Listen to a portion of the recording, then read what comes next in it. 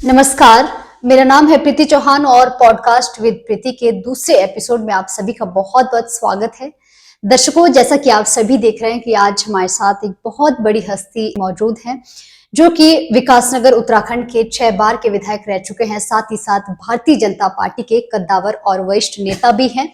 वैसे राजनीतिक जीवन तो इनका काफी लंबा रहा है, संघर्षों से भरा रहा है, लेकिन जो इनकी पर्सनल लाइफ है, जो निजी इनका जीवन है, उसके बारे में शायद बहुत कम लोग जानते होंगे। मैं आज उसी के बारे में आप सभी को बताना चाहूंगी कि इनकी पर्सनल लाइफ की कितनी सारी अचीवमेंट्स है जो आप सभी युवाओं के लिए एक प्रेरणा स्रोत बन सकती हैं। आज हमारे साथ है मुन्ना सिंह चौहान जी। सर, आपका बहुत बहुत स्वागत करना चाहते हैं हमारे पैनल पर। तो पहला प्रश्न आज राजनीतिक करियर से शुरू करेंगे। आप 6 बार विधायक रहे, जनता का आपके ऊपर अपार प्रेम रहा, तो वहां से शुरुआत करें, थोड़ा सा आप डिटेल में अगर हमें बता पाएं। विधायक तो मैं 91 में हो गया था जी। उत्तर प्रदेश के जमाने में 91 में मैं पहली बार विधायक बना जी। और पॉलिटिकल जर्नी की बात करें तो उससे पहले 88 में मैं कालसी में ब्लॉक प्रमुख हो गया था उत्तर प्रदेश के जमाने में। जी। ब्लॉक प्रमुख होना या विधायक होना कोई बहुत बड़ी उपलब्धि है, ऐसा तो मैं नहीं मानता जी। लेकिन जिन परिस्थितियों में मैं बना वो जरूर थोड़ी असाधारण थी। कालसी में उत्तर प्रदेश राज्य के जमाने का वो पहला ब्लॉक प्रमुख था उत्तर प्रदेश के अंदर जो जेल में रहते हुए ब्लॉक प्रमुख बना। और जेल में क्यों गए? और जेल में छात्रों के कुछ आंदोलन थे, मैं नौकरी छोड़ के आया था, डिग्री कॉलेज, शिक्षा, हेल्थ को लेकर के कुछ आंदोलन थे, तो उस आंदोलनों में मैं कूदा, मैंने उसको लीड किया। फिर वो काफ़ी बड़े आंदोलन हो गए, तो वहाँ फिर उस समय सरकारें होती थी, जैसा होता था सब जगह कांग्रेस का एक छत्र होता था। दिल्ली में कांग्रेस की सरकार थी, उत्तर प्रदेश में कांग्रेस की सरकार थी, और मेरे अड़ोस पड़ोस के जो माननीय विधायक जी थे वो बड़े दिग्गज लोग थे। 8 बार के विधायक, लखनऊ में मिनिस्टर, फिर इधर वहाँ गुलाब सिंह जी हो लखनऊ में मिनिस्टर, यहाँ ब्रह्मदत्त जी हो केंद्र में मिनिस्टर, इस तरह टाइप का। तो लेकिन उस आंदोलन में फिर एक लाठीचार्ज वगैरह हुआ, उसमें बच्चों के ऊपर, कुछ नौजवानों के ऊपर, छात्रों वगैरह के ऊपर मुकदमे बने जी। तो मैंने कहा भाई नहीं, ये तो नैतिक रूप से मेरे लिए गलत है कि लीड में कर रहा हूं, मुकदमे इनके ऊपर बने। ऐसे कैसे हो सकता है कि लीड में कर रहा हूं, मुकदमा मेरे ऊपर ना बने। तो मैंने वॉलंटियर किया और हम जेल चले गए। फिर वो बहुत दिनों तक जमानत नहीं हुई, हाई कोर्ट से जमानत हुई, तब तक मैंने जमानत ली भी नहीं जब तक उन सब छात्रों की जमानतें नहीं हो गई। मतलब शुरू से ही आप बहुत बेबाक रहे हैं, मुद्दे पर बोलना है तो बेबाकी से बोलना है। उससे ये हुआ कि इस बीच में पंचायत वगैरह के चुनाव आए, मेरा तो ऐसा कोई उद्देश्य था नहीं कि मैं चुनाव लड़ने आया था। फिर वो एक माहौल ऐसा बना कि नहीं लोग कहें साहब इनको ही बनाना, इनको ही बनाना, तो मैं तो हथकड़ी पहन के जेल से नॉमिनेशन करने आया। और जैसा आप जानते हैं, आपके यहाँ हिमाचल में चेयरमैन बोलते हैं, हमारे यहाँ ब्लॉक प्रमुख बोलते हैं। तो वो तो लिमिटेड मेंबर्स का चुनाव होता है, मेंबर्स वोट करते हैं जी। तो मेंबर्स तो पता नहीं किस किस ने इकट्ठे करके रख रखे थे, मैं तो जेल में था, मुझे किसको इकट्ठा करना था। लेकिन जनता ने उसको जनता का चुनाव बना दिया और सारे कालसी ब्लॉक की जनता सड़कों पर उतर गई। उन्होंने कहा कि हमें मुन्ना सिंह चौहान ब्लॉक प्रमुख चाहिए, और जो मेंबर, जो प्रधान इनके साथ नहीं रहेगा उसको हम गांव वापस नहीं आने देंगे। एक प्रकार से हुक्मनामा जारी कर दिया। कौन से सन की बात है सर? ये 88 की। 88 की। और लिहाजा मैं जेल से नॉमिनेशन करने आया, वापस जेल चला गया।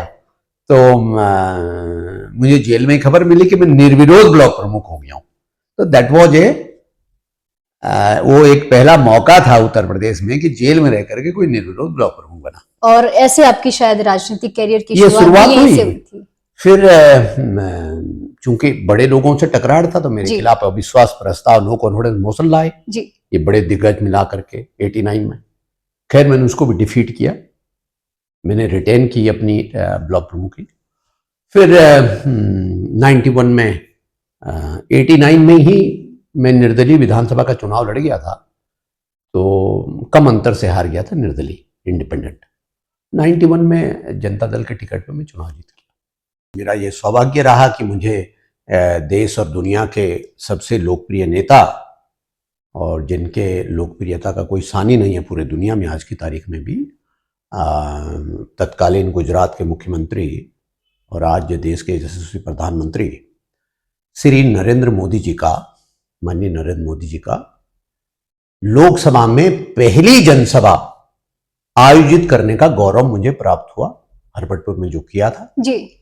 और ये सब चल रहा है तब से ऐसा ही जी, और जनता का लगातार प्रेम आपके ऊपर बना हुआ है। हाँ, अप्स एंड डाउन्स रहते हैं, बिल्कुल, ऐसा नहीं है हम चुनाव जीते भी, चुनाव हारे भी हैं जी। But I always took the elections in the proper stride, क्योंकि मेरा हमेशा एक मानना रहता है कि केवल यदि चुनाव हारना और जीतना राजनीति की तीसरी है तो तब तो मैं राजनीति नहीं करना चाहूंगा। मेरे लिए राजनीति एक हमेशा एक माध्यम रहा कुछ करने का, कुछ समाज के लिए, देश के लिए, प्रदेश के लिए कुछ करने का। तो मैं थोड़ा सा लीग से हट करके चीजें करता हूं और इसीलिए कारण यह रहा कि जब भी मैं चुनाव जीता मैं भारी मार्जिन से जीता, और जब कभी भी चुनाव हारा तो बहुत छोटे छोटे अंतर से हारा। यूपी में जब बहुत बड़ी विधानसभाएं होती थी तो जब मैं चुनाव हारा तो 500 वोट से हारा, जब जीता तो 7,000 वोट से, दोबारा जीता तो 16-17,000 वोट से।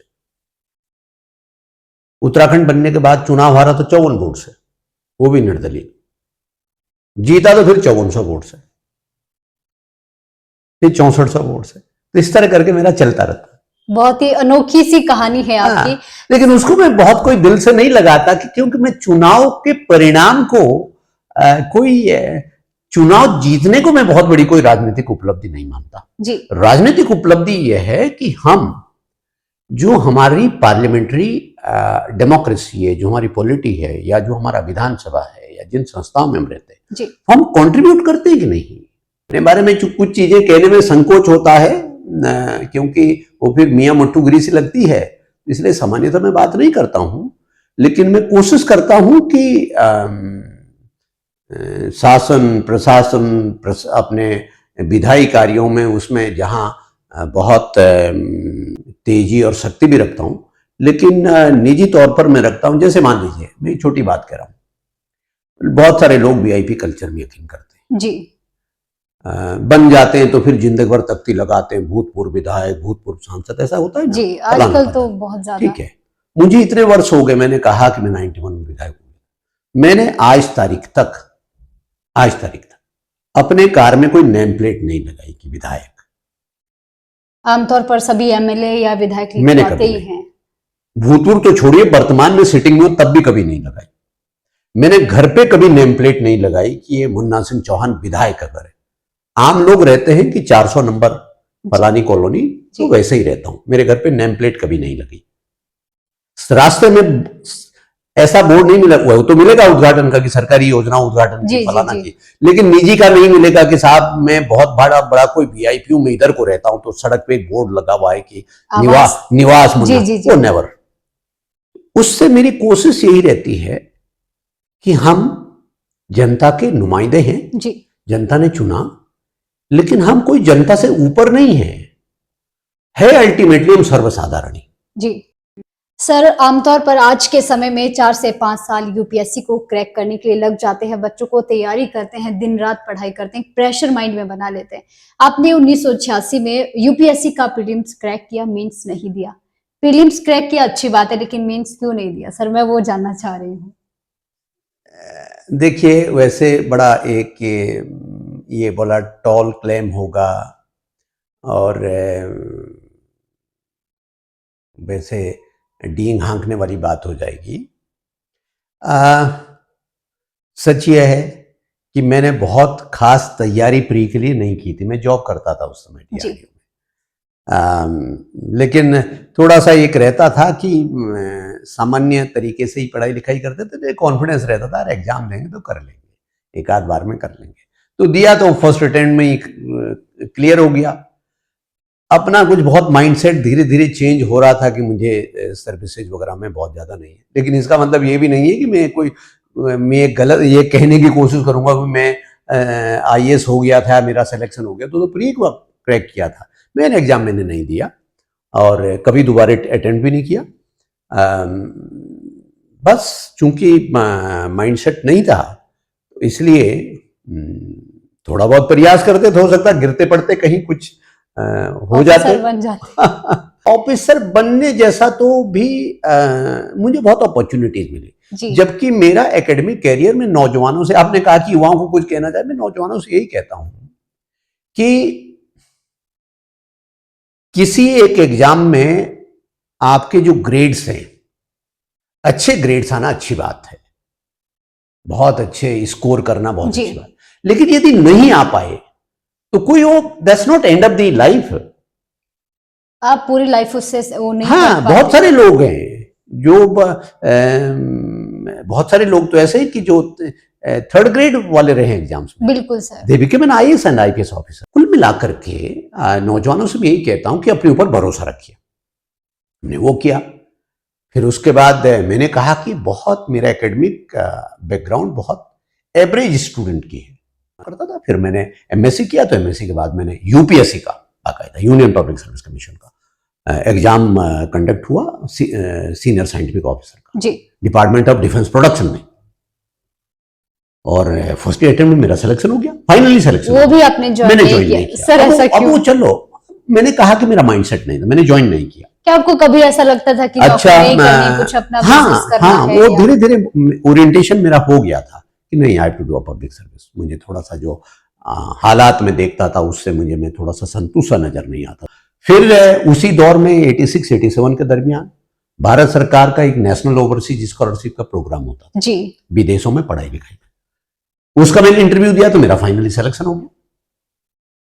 उसमें मुझे स्कॉलरशिप मतलब अवार्ड हो गई, सिलेक्शन हो गया तो अवार्ड हो गई, तो उसमें मुझे पूरा ऑफर था कि किसी भी एडवांस कंट्री में आप हायर एजुकेशन के लिए लीडिंग टू PhD प्रोग्राम वगैरह वगैरह, वहां पर भी आप अपीयर, उसमें भी नहीं, उसमें गया नहीं जी, नहीं गए सर। हाँ, मतलब I did not seek admission in any university abroad, तो उसमें भी नहीं गया। अब इसे मेरी मूर्खता कह लो या क्या कह लो, ये सब हुआ।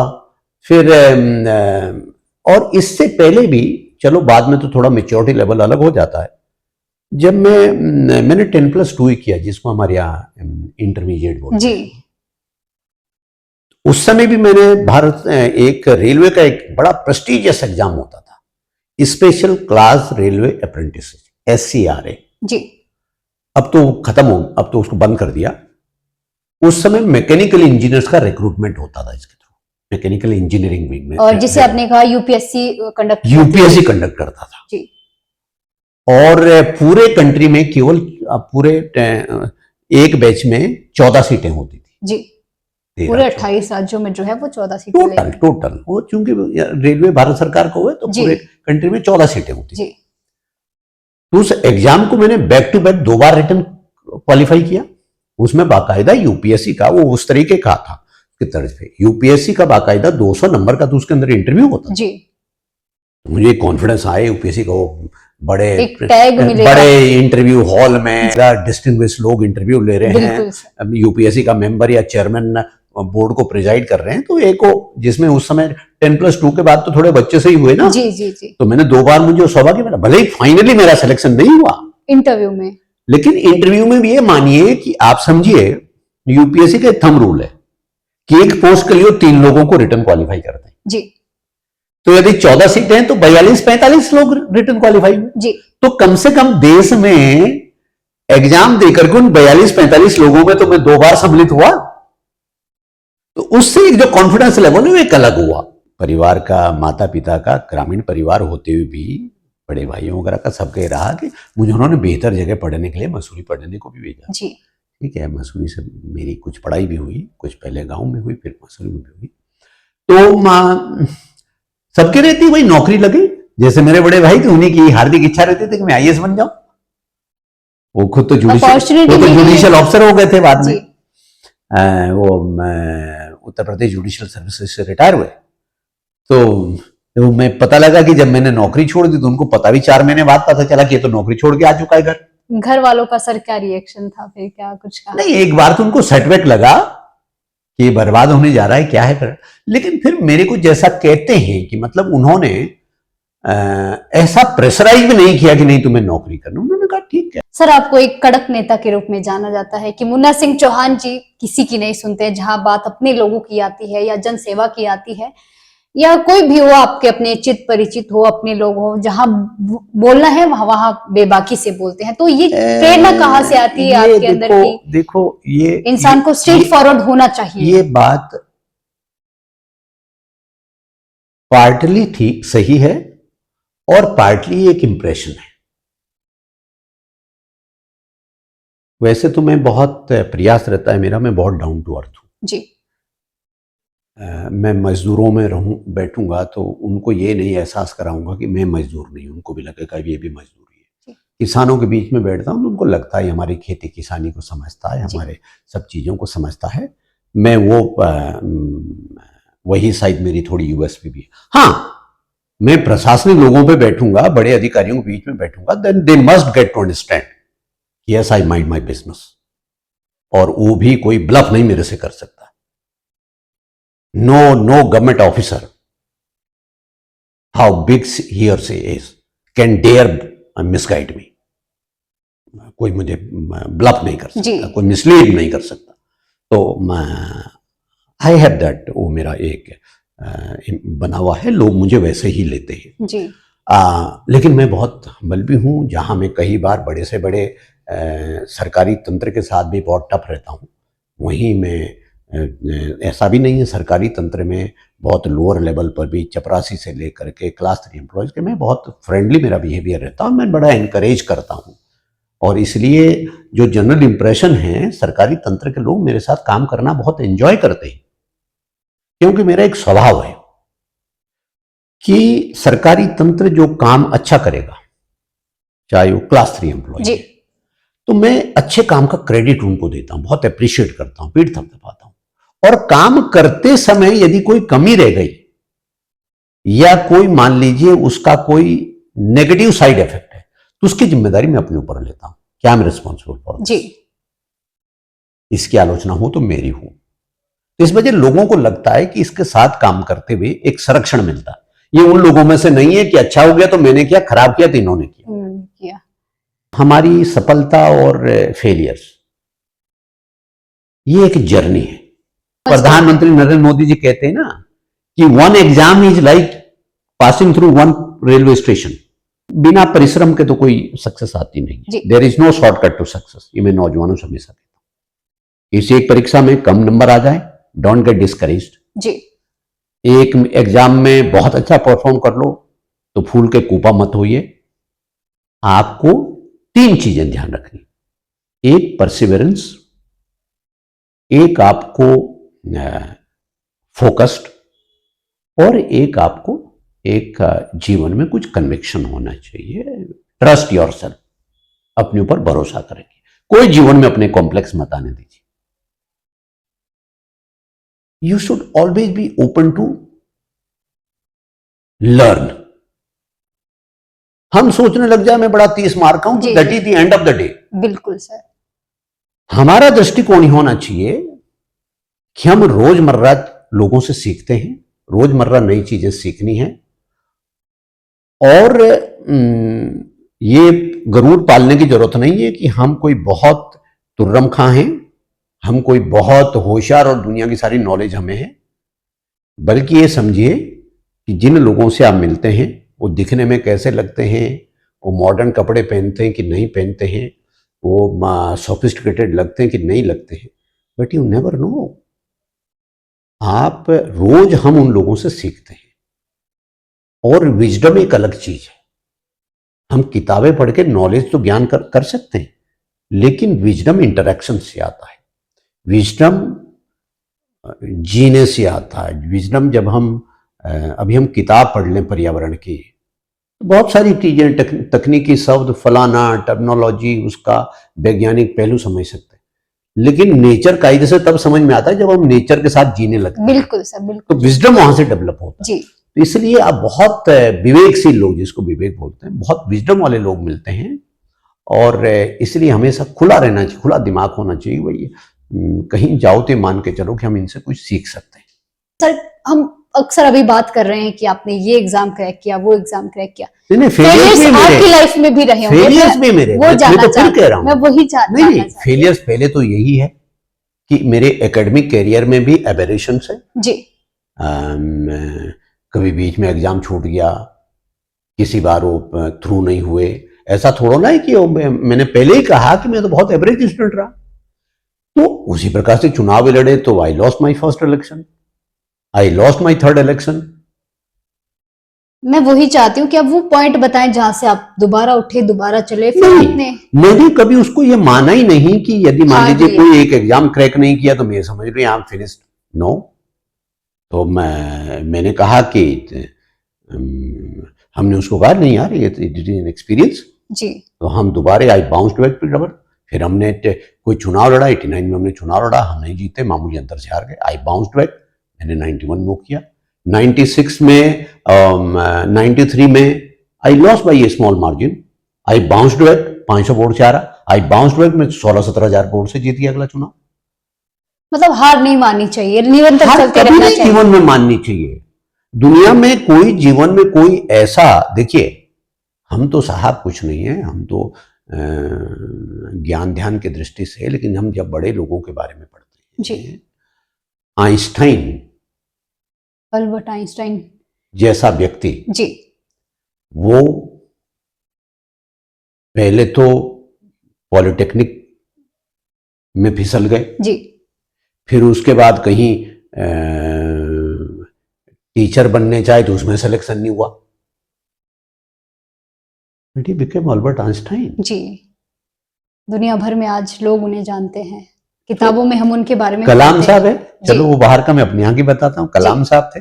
कलाम साहब तो मेरा सौभाग्य रहा, जिस डीआरडीओ में मैंने 4 साल नौकरी की, उस डीआरडीओ के डायरेक्टर जनरल थे उस समय, वो the director general of DRDO, missile man के नाम से लोग जानते हैं। उन्होंने किताबें लिखी, विंग्स ऑफ फायर, उन्होंने उनकी बायोग्राफी, ऑटोबायोग्राफी एक तरीके, उन्होंने अगली किताब लिखी इग्नाइटेड माइंड, उन्होंने एक किताब और लिखी, स्लिप हो रहा है मेरे दिमाग से, तो बहुत सारी लिखी उन्होंने। तो वो देहरादून आए एयरफोर्स की भर्ती में। भाई दुनिया में हर चीज हमारे लिए नहीं है, हर चीज के लिए हम नहीं है जी, लेकिन मैं किसी न किसी जगह के लिए हूं, ये तय है, और कोई ना कोई जगह मेरे लिए है। तो कलाम साहब आए एयरफोर्स के, वो 9 लोग थे या 10 लोग थे, उसमें से बाकी के 8-9 का सबका सिलेक्शन हो गया। यहां एयरफोर्स सिलेक्शन बोर्ड है देहरादून में, अभी भी है। कलाम साहब का एक का नहीं हुआ, और अपनी बहन के जेवर गिरवी रख करके, बेच करके समझ लो, आए थे एयरफोर्स के सिलेक्शन बोर्ड में। तो हताश निराश हो गए, लगे अब क्या करेंगे, चले गए बस में बैठे, ऋषिकेश उतर गए, वहां सड़क पे घूम रहे थे, गंगा जी के किनारे, सड़क के किनारे की आत्महत्या करता हूं। तो इस विचार को लेकर के टहल रहे थे, तो एक दिव्य आत्मा आई, स्वामी शिवानंद जी महाराज, संत थे स्वामी शिवानंद जी महाराज। तो उन्होंने कुछ, उनकी बात को, दिव्य लोग है तो समझते हैं, उन्होंने कहा बेटा कहां चल रहे हो, नीचे को ऊपर संभल के चलो, गिर जाओगे, नीचे मां यमुना है, गंगा है, क्योंकि चलो, क्या बात, परेशान लग रहे हो। उन्होंने बुलाया, तो उन्होंने कहा आप तो संत है, आप तो सब जानते हैं, मेरे साथ ऐसा क्यों हुआ, सब लोग जो सबका सिलेक्शन हो, क्या मैं इतना बेकार हूं, क्या मैं इतना अयोग्य हूं कि मेरा ही सिलेक्शन नहीं हुआ। शिवानंद महाराज उनको ले गए अपने आश्रम में, कहा नहीं, ऐसा नहीं है, नियति ने, ऊपर वाले ने, ईश्वर ने तुम्हारे लिए कुछ इससे भी अच्छा सोच रखा होगा। और उनको कहा तुम चिंता मत करो, खाना खाओ, सो, तुम्हें घर जाने का फलाना सब इंतजाम मैं कर दूंगा। उसको उन्होंने अपनी बायोग्राफी में सब लिखा। फिर उसके बाद उन्होंने लिखा कि उस समय मेरा उसमें वो नहीं है, आज मैं सुप्रीम कमांडर हूं, as a president of India मैं सुप्रीम कमांडर हूं इंडियन आर्म फोर्सेस का। और मैंने, फिर उन्होंने लिखा, मैंने बाकायदा एयरफोर्स चीफ को बुलाया और कहा कि मेरी इच्छा अपूर्ण है, अभी मुझे जहाज उड़ाना सीखना है। तो उन्होंने मुझे मिग फ्लाई करना सिखाया और फिर मैंने इंडिपेंडेंटली मिग को फ्लाई किया। जो आज का युवा है उनमें बहुत दम है। और पेरेंट्स को भी कहता हूं, ये पेरेंट्स के लिए भी कह रहा हूं मैं, पेरेंट्स में की भी कई बार बड़ी भारी कमी है। वो क्या करेंगे, दिखावे की चीजों में फंस जाएंगे। उसका बच्चा उस स्कूल में पढ़ रहा है, मेरा नहीं, उससे क्या आजकल ये फर्क पड़ रहा है कल्चर भाई? चलने लगा है। ये जो दिखावा इससे मैं शो ऑफ मानता हूं। जी, वो उसमें नहीं पढ़ रहा है, क्या हो रहा है भाई, उससे क्या फर्क पड़ रहा है? कहीं पढ़ रहा है नहीं, उसी में पढ़ा। कहां पढ़ रहा है साहब? वो अंग्रेजी माध्यम का कॉन्वेंट है। अंग्रेजी बोलो अच्छी बात है जी, लेकिन आप लैंग्वेज इज लैंग्वेज, आप अंग्रेजी बोलो, फ्रेंच बोलो, जर्मन बोलो, हिंदी बोलो, तेलुगु बोलो, तमिल बोलो, पंजाबी बोलो, पहाड़ी बोलो, गढ़वाली बोलो, कुमाऊनी बोलो, हिमाचली बोलो, सिरमौर की बोलो, कहीं की बोलो, कुल्लू की बोलो, लैंग्वेज तो लैंग्वेज है। Language is just a medium of communication. जी। आप इस आधार पर अपने बच्चे की रेटिंग मत करिए कि वो कौन सी भाषा में पढ़ाई कर रहा है। दिस इज आजकल ये कल्चर चल पड़ा है सर कि हमारे पेरेंट्स, इंडियन पेरेंट्स बेसिकली 90% लाइए, 92% लाइए, बच्चे के स्किल के ऊपर भी ज्यादा ध्यान नहीं दिया जाता। बच्चा अगर सिंगिंग अच्छा करता है, मैं अगर ग्रामीण इलाके की बात करूं, उसे नहीं सपोर्ट करेंगे। बच्चा बहुत अच्छा गाता है, नहीं सपोर्ट करेंगे, पढ़ाई करो पढ़ाई करो पढ़ाई करो, और बच्चा जो है कोई ना कहीं पिछड़ जाता है, स्किल दब जाते हैं। तो आजकल मुझे लगता है पेरेंट्स को स्किल पर भी ध्यान देना बहुत जरूरी स्किल है। को आइडेंटिफाई करना चाहिए, आइडेंटिफाई, और आइडेंटिफाई करके फिर उसको प्रमोट करिए। बिल्कुल, उसी में ही उसका सपोर्ट करना चाहिए, उसको प्रमोट करिए। यदि उसको ये लगता है कि मैं इसी में कैरियर बनाना चाहता हूं तो वेल एंड गुड। सर, जैसा आपने कहा कि आजकल के युवाओं में बहुत दम है और युवाओं में बहुत पोटेंशियल है, आजकल युवा बहुत एक्स्ट्रा ऑर्डिनरी है। तो दूसरी ओर हम ये देख रहे हैं आजकल अपॉर्चुनिटीज भी अपार है, संभावनाएं बहुत ज्यादा है सक्सेस के लिए। आप सोशल मीडिया देख लीजिए, आप लगातार यूट्यूब पे कुछ चैनल बनाइए, आप ड्राइविंग करिए, कुछ करिए, आप व्लॉगिंग करिए, फूड ब्लॉगर आज लाखों कमाते हैं, बहुत आसान हो गया सक्सेस। मेरे पास आज ही इसी जगह पे जहां पे आप बैठी हैं और जहां पे मैं बैठा हूं, आज मेरे पास दिन में 2 नौजवान आए जी। उन्होंने मुझे इनवाइट दिया जी कि आपको हमें फलाने दिन हमारा ये डिजिटल लाइब्रेरी है उसका इनॉग्रेट करना है जी। तो मैंने जानते उनको क्या कहा कि मैं उस दिन बहुत बिजी हूं जी, किसी और का होता तो मैं मना करता, लेकिन मुझे इस बात की खुशी हो रही है कि तुम नौकरी मांग नहीं रहे, नौकरी देने वाले बन रहे हो। जी जी जी। You are not becoming a job seeker, you are becoming a job giver. ये मायने नहीं रखता कि कितनी बड़ी दे रहे हो कितनी छोटी दे रहे हो। यदि तुम 5-4 लोगों को अपने साथ एम्प्लॉय कर रहे हो तो me for your a star, me for your a role model. तो मैं इंकरेज करता हूं, यही आज की दुनिया है। आज जैसा हम अराउंड देखते हैं कि राजनीति कहीं ना कहीं उस तरह की नहीं रही है, सोच राजनीति जो एक समाज में होनी चाहिए उस तरह की नहीं रही है। मैं पार्टी विशेष की बात यहाँ नहीं कर रही हूँ, कोई भी पूरे देश में आप कर लीजिए। तो अपकमिंग जो यंगस्टर्स है, जो राजनीति में आना चाहते हैं, अपना कैरियर बनाना चाहते हैं, स्वच्छ राजनीति कैसे करें? किसी के प्रमाण पत्र की नहीं आवश्यकता, इसको मैं बहुत ज्यादा महत्व नहीं देता कि किसी अखबार ने आपको, वो कभी हमारा विधानसभा का सत्र चलता था तो कभी वो अखबार लिख देता था कि सदन के स्टार, और वो फोटो छाप दियो, साथ एक स्टार लगा दिया। मैं उससे सोचूं वो भाई अखबार ने, मैं इन बातों को, ठीक है उनका अपना तरीका है, उनके उस काम का सम्मान है, लेकिन मैं ये कहता हूं आपको किसी के सर्टिफिकेट की जरूरत नहीं। तो कुल मिलाकर के हम अपने काम को एंजॉय करना सीखें, अपने काम को मुसीबत ना समझे या स्ट्रेस ना समझे कि आज ये करना पड़ेगा, वो लेट्स लर्न टू एंजॉय, और साथ ही साथ उसको कुछ ना कुछ पॉजिटिविटी के साथ। फ्लॉलेस कोई होता नहीं है, एक कहावत है, नोबडी इज इनफॉलिबल, ऐसा कोई व्यक्ति नहीं जिससे गलती ना होती। आप सब कुछ है, यदि संवेदनशील इंसान नहीं है तो फिर कुछ नहीं। अल्टीमेटली तो इंसान है ना भाई हम, और उसका ताजा तरीन उदाहरण है हमारे पास। एक महान व्यक्तित्व का भी प्रस्थान हुआ है हमारे बीच से, रतन टाटा का जी। उनके संवेदनशीलता का उदाहरण दे रहा हूं मैं आपको एक।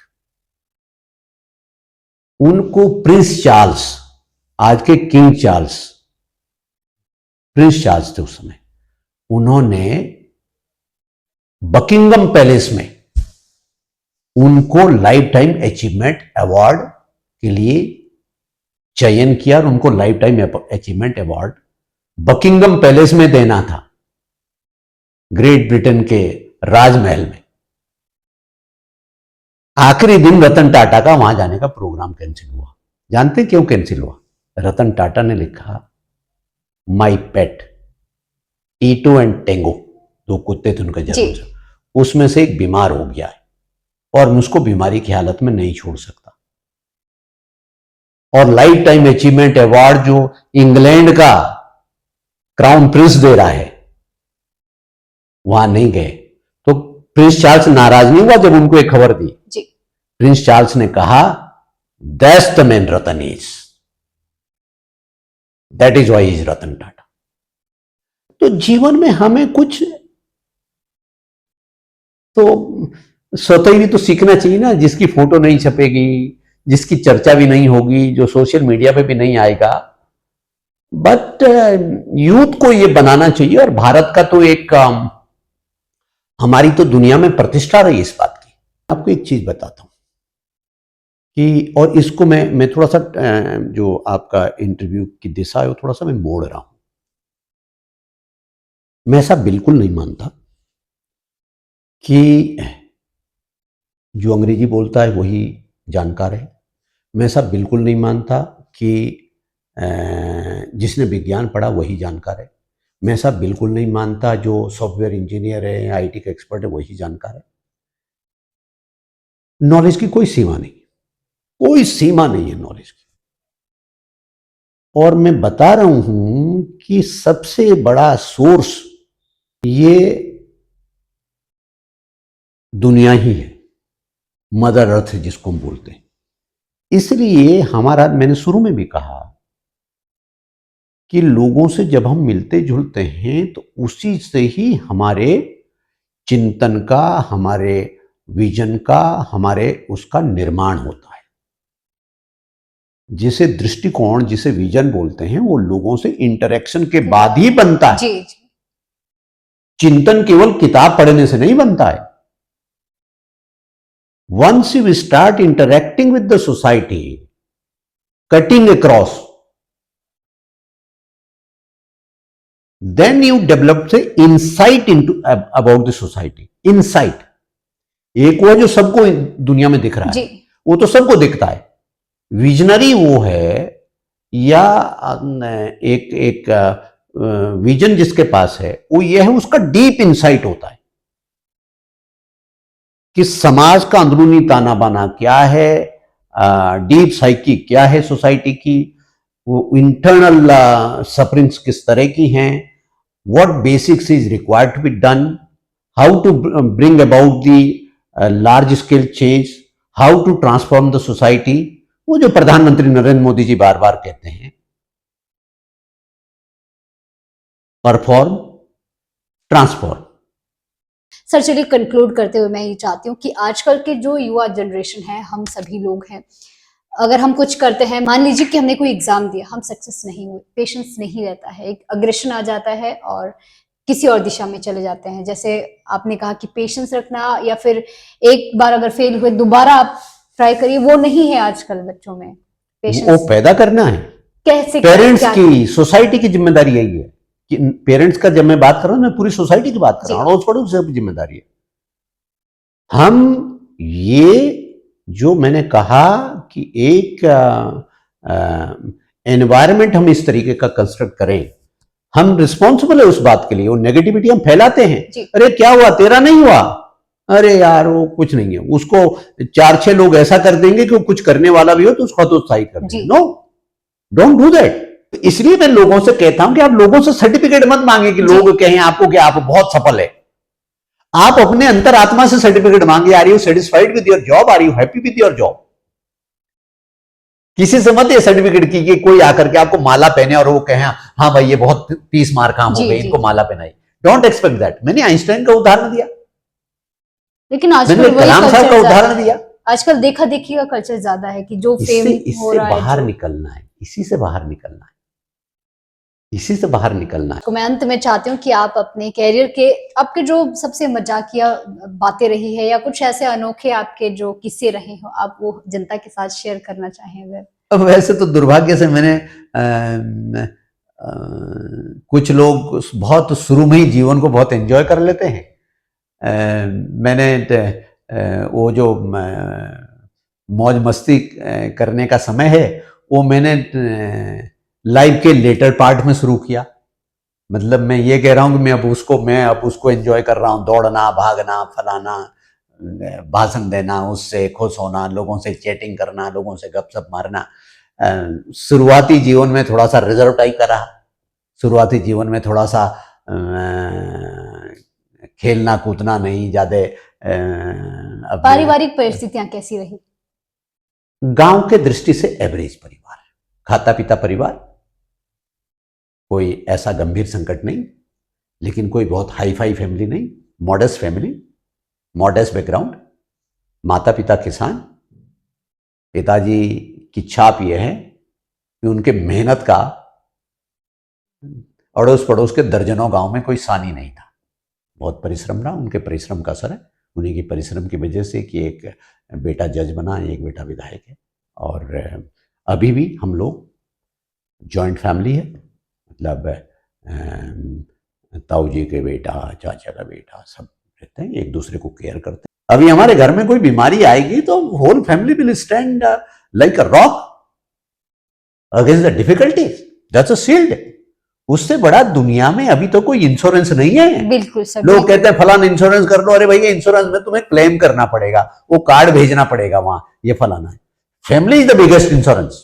तो सर आपका बहुत बहुत धन्यवाद है। बहुत अच्छा लगा, थैंक यू वेरी मच, बहुत अच्छा लगा। बिल्कुल सर, बहुत सारी चीजें मैं उम्मीद करती हूँ कि यंगस्टर्स हमारे सीखेंगे। और सर जैसे जैसे आपकी उम्र बढ़ रही है वैसे वैसे मेरी जोश उम्र भी नहीं आपके बढ़ अंदर, रही, जोश भी बढ़ रहा है। मैं तो ये कहता हूँ आई एम ऑलवेज यंग। बिल्कुल सर। आप मैं उम्र को बिल्कुल सवार नहीं होने देता। तो age is just a number, हाँ, कहते रह। Always stay young.